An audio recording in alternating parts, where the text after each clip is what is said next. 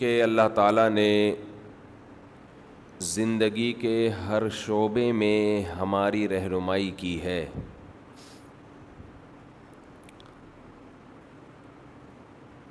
خرچ کرنا، اپنے مال میں سے اللہ کے لیے حصہ نکالنا، یہ بھی نماز کی طرح عبادت ہے۔ کہاں خرچ کرنا ہے، کتنا خرچ کرنا ہے، کیسے خرچ کرنا ہے، کس جذبے کے ساتھ خرچ کرنا ہے، ان سب باتوں کے بارے میں بھی اللہ اس کے رسول صلی اللہ علیہ وسلم کی طرف سے ہدایت موجود ہے۔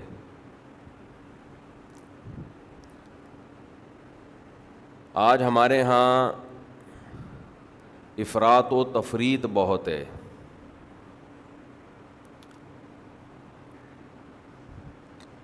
بعض لوگ بے تحاشا ہاتھ کھول دیتے ہیں اور بعض لوگ کنجوسی کرتے ہیں، جہاں خرچ کرنا ہے وہاں بھی نہیں کرتے۔ پھر بعض لوگ یہ سمجھتے ہیں کہ شریعت میں خرچ کرنے کا جو حکم ہے اس کا تعلق صرف مال سے ہے، پیسوں سے ہے، حالانکہ ایسا نہیں ہے۔ اللہ نے آپ کو جو صلاحیتیں بھی دی ہیں، جو ہنر آپ کے پاس ہے، جو بھی اسکلز آپ کے پاس ہیں، ان کے بارے میں بھی شریعت کا حکم ہے کہ یہ ہنر، یہ صلاحیتیں، یہ مہارتیں آپ نے کہاں اور کتنی خرچ کرنی ہیں۔ اللہ نے آپ کو نالج دی، علم دیا، تو یہ علم بھی خرچ کرنے کا حکم ہے۔ اللہ نے آپ کو طاقت اور قوت دی، پاور دی، تو اس طاقت کے بارے میں بھی آپ سے سوال ہوگا کہ آپ نے یہ کہاں خرچ کی، کتنی خرچ کی۔ یہ جو حدیث میں آتا ہے کہ قیامت کے دن جب تک 4 باتوں کا سوال نہ ہو جائے انسان کے قدم اپنی جگہ سے نہیں ہلیں گے، ان میں ایک یہ بھی ہے کہ جوانی کو کہاں کھپایا۔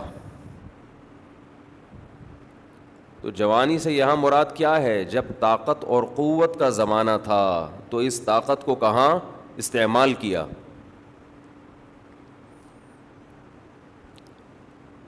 اللہ نے آپ کو دماغ کی بھی ایک طاقت دی ہے، سوچنے کی، ہر انسان کو دی ہے اللہ نے۔ اس سوچنے کی طاقت کو کہاں کھپانا ہے۔ یہ نہیں کہ جو مرضی الٹا سیدھا سوچتے چلے جاؤ۔ لوگ آج سوچ رہے ہوتے ہیں الٹی الٹی چیزیں، فساد۔ اللہ نے آپ کو علم دیا ہے، اس علم کو کہاں استعمال کرنا ہے۔ بہت سے لوگوں کے پاس نالج ہے، وہ نالج تعمیر کے بجائے تخریب کاری میں، لڑائیوں میں استعمال ہو رہی ہے، لڑوانے میں استعمال ہو رہی ہے، پھوٹ ڈالنے میں استعمال ہو رہی ہے۔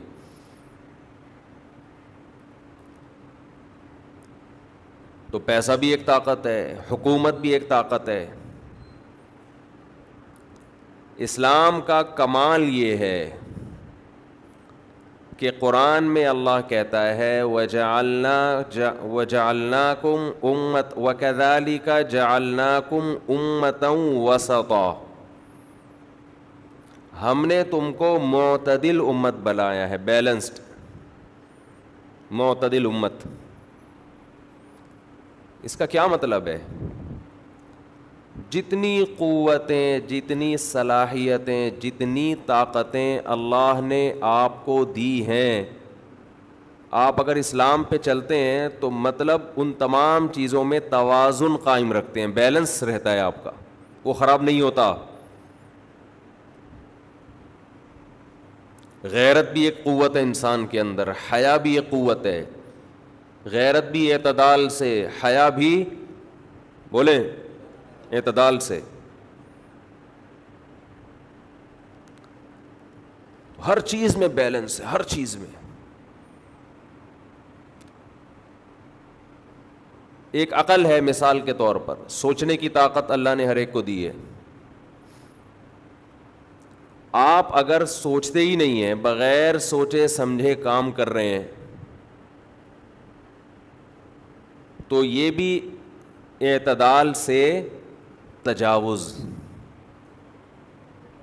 کیوں؟ اللہ نے آپ کو سوچنے کی طاقت دی تھی, آپ وہ استعمال, بولو بھائی, بولنے کی طاقت دی ہے نا, تو وہ بھی تو استعمال کرنی پڑے گی نا.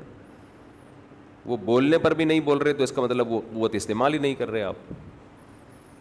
دولہا سے پوچھا جا رہا ہے قبول ہے, وہ بولتا ہی نہیں آگے سے. اب ہم اس سے پوچھیں کیوں نہیں بول رہا, تو کوئی دوست کہے کہ یہ خاموش مزاج ہیں. تو بھائی بولنے کے موقع پہ تو بولنا پڑے گا نا, اتنی خاموش مزاجی. یہ اس کا مطلب اللہ نے جو بولنے کی طاقت دی ہے وہ آپ استعمال کر ہی نہیں رہے. اور قاضی نے ابھی پوچھا نہیں ہے کہ بولو, پہلے ہی بول رہے قبول ہے, تو یہ بھی بے اعتدالی ہے یا نہیں ہے؟ اس کا مطلب جہاں بولنا نہیں ہے وہاں بولنا, جہاں قاضی نے بولنا ہے پہلے وہاں دولہا پہلے بولنا شروع کر دے. کتنی اچھی مثال سامنے آ گئی, دیکھو دولہا کی مثال, اس سے سب کی سمجھ میں بات آ گئی. بیلنس, اعتدال. بولنا بھی ایک قوت ہے, طاقت ہے, ہر صلاحیت. وَاجْعَلْهُ قُوَّةً لِّي فِيمَا تُحِبُّ فَكَمَا رَزَقْتَنِي مِمَّا أُحِبُّ فَاجْعَلْهُ قُوَّةً لِّي فِيمَا تُحِبُّ وَمَا زَوَيْتَ عَنِّي مِمَّا أُحِبُّ فَاجْعَلْهُ فَرَاغًا لِّي فِيمَا تُحِبُّ. حدیث میں دعا سکھائی ہے رسول اللہ صلی اللہ علیہ وسلم نے کہ اے اللہ, تو نے جتنی طاقتیں, قوتیں, صلاحیتیں مجھے عطا فرمائی ہیں, یہ تمام قوتیں ان کاموں میں استعمال کروا لے جنہیں تو پسند کرتا ہے. ایسا نہ ہو یہ قوتیں استعمال ہی نہ ہو, اور ایسا نہ ہو کہ استعمال ہوں تو غلط جگہوں پہ استعمال ہونا شروع ہو جائیں. تو یہ تمام قوتیں ایسی جگہ استعمال کروا لے جہاں تو چاہتا ہے کہ استعمال ہوں. تو جہاں چاہتا ہے نا استعمال ہو وہاں یہ ہو جائے استعمال. وما زویت عنی مما احب, اور جو صلاحیتیں تو نے مجھے نہیں دی یا جو نعمتیں تو نے مجھے نہیں دی, ان نعمتوں کا نہ ملنا یہ فراغت کا سبب بنا دے ایسی چیزوں میں جن سے تو خوش ہوتا ہے. بھائی دو ہی چیزیں ہوتی ہیں, یا تو آپ کی مرضی کی چاہتیں آپ کو ملی ہوں یا نہ ملی ہوں. تو ملنا بھی ذریعہ بن جائے کہ تیری رضا کا, اور نہ ملنا بھی ذریعہ بن جائے تیری رضا کا. کیونکہ بعض دفعہ کچھ چیز نہیں ملتی تو انسان فارغ ہو جاتا ہے, فارغ ہو کے اللہ کے کاموں میں لگ جاتا ہے.